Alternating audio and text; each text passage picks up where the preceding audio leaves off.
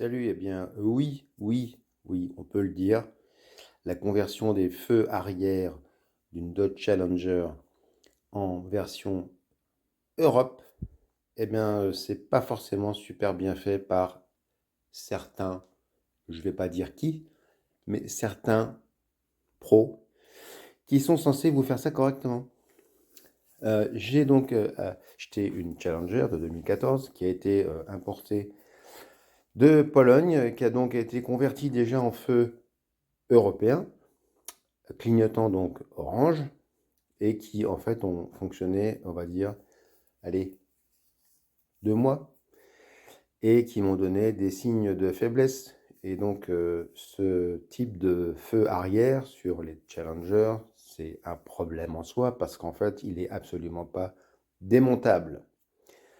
Donc j'étais obligé de lui faire une césarienne, comme vous le voyez, en pratiquant une ouverture avec une Dremel pour accéder à l'intérieur. Et d'ailleurs, la plupart des gens qui font des modifications sur ces blocs de feu arrière sont obligés aussi de les ouvrir avec une Dremel, avec forcément une méthode pour pas faire n'importe quoi, et ensuite les recoller, parce que de toute façon il n'y a pas le choix. Celui-ci donc a fait déjà l'objet d'une ouverture. On voit d'ailleurs la trace sur le dessus d'une ancienne colle qui a été, posée au moment de la transformation. Et comment c'est foutu? Bah, en fait, c'est tout bête. Le bloc ici contient le feu arrière avec un ensemble de LED. Ça correspond au feu stop et en version américaine au clignotant. Donc, bien entendu, ça c'est condamné en Europe, donc on doit faire une modification. Comment pratique-t-on cette modification?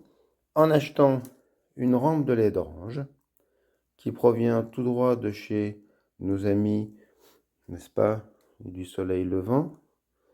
Et cette petite pièce qui coûte quand même 5 euros, hein, c'est quand même pas très cher, mais ça dure le temps du prix, hein, c'est-à-dire à peu près 3 mois. Alors c'est pratique parce qu'effectivement ça se branche sur le 12 volts, ça consomme pas, c'est très lumineux, et en fait il suffit simplement de mettre un double face ici, on colle cette pièce-là par-dessus, on fait une petite ouverture dans le bloc à l'arrière pour faire passer les fils à côté du connecteur principal. Ensuite, sur le faisceau principal de la voiture, il suffit, bien entendu, de récupérer le fil qui va au clignotant pour faire une séparation.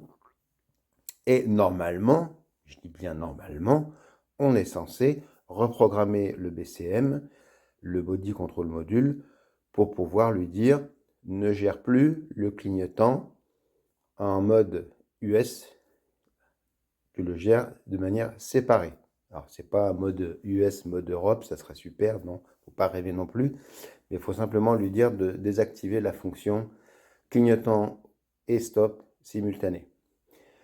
Donc, ce qui a été fait sur cette voiture, il y a dû y avoir quand même une modification qui a été faite sur le BCM, une reprogrammation, mais pas correctement. Pourquoi? Je vais vous dire simplement parce que quand il marchait ce fichu machin, les clignotants s'allumaient sans problème à l'arrière, mais quand on allume le feu stop, normalement, cette rangée-là doit s'allumer et le clignotant doit continuer. Sauf que là, quand on appuie sur le stop, la rangée de stop s'allume, mais lui, là, pépère, il s'éteint. Donc, il y a un problème. Donc, il va falloir que je regarde pourquoi il y a ce problème-là. Donc, j'ai été obligé de recommander ces fichus LED orange parce que malheureusement, j'en trouve pas ailleurs que chez AliExpress. Zut, je l'ai dit. Ça coûte 10 euros les 2 rampes. Et en plus, ce qui est très pratique là-dessus, c'est que, bon, vous voyez, il y a un circuit intégré à l'intérieur qui permet de faire mode chenillard, ce qu'on voit maintenant sur les feux orange modernes, sur les voitures européennes. Et en plus, il a l'avantage, c'est qu'on peut le couper à la longueur voulue, un peu comme les lampes qu'on fait pour encadrer pour éclairer les cadres. Donc c'est assez bien foutu, mais bon, voilà, il y a du déchet, hein, ça c'est AliExpress. Il faut en acheter 10 pour en avoir 5 qui fonctionnent correctement. Donc j'en ai acheté 4, comme ça je me dis peut-être que j'en aurai 2 qui fonctionneront correctement.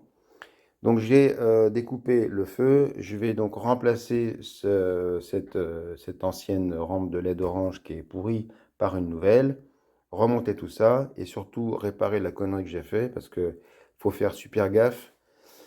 Faut faire super gaffe, c'est que quand j'ai fait des tests avec le connecteur que j'ai démonté qui est ici, j'ai fait des tests et j'ai foutu du 12 volts là où il fallait pas et j'ai cramé la carte principale qui se trouve dans le bloc aussi. Alors, j'ai pas encore compris pourquoi on faisait des circuits électroniques aussi complexes pour 4 ampoules.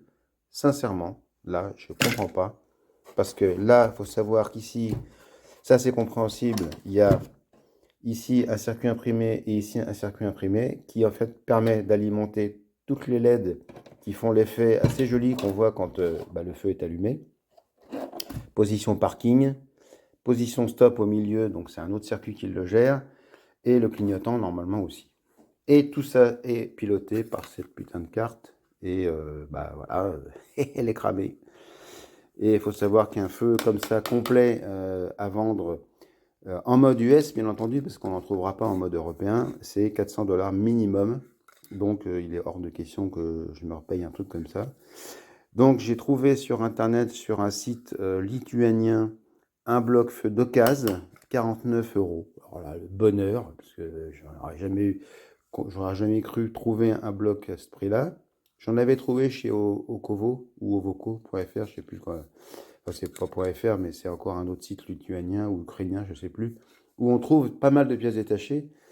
C'est un très bon site, mais ils ont des prix quand même relativement élevés. Par contre, ce qui est bien, c'est qu'ils donnent des photos vraiment très très détaillées de chaque pièce pour savoir si effectivement elle est endommagée, si elle est bonne à remplacer, si on la cannibalise pour en faire une avec deux, etc. C'est ce que je vais faire ici, parce que celle que j'ai trouvée à 49 €, elle est légèrement cassée ici, et légèrement abîmée ici, mais bon, c'est pas grave, moi ce qui m'intéresse, c'est ce qu'il y a dedans.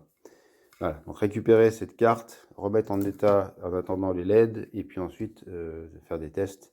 Et si tout va bien, au moins le feu orange fonctionnera. Et ensuite, utiliser l'application JScan qui va me permettre d'accéder au BCM pour le reprogrammer. Ça, ce sera l'objet d'une autre vidéo. En attendant, à suivre.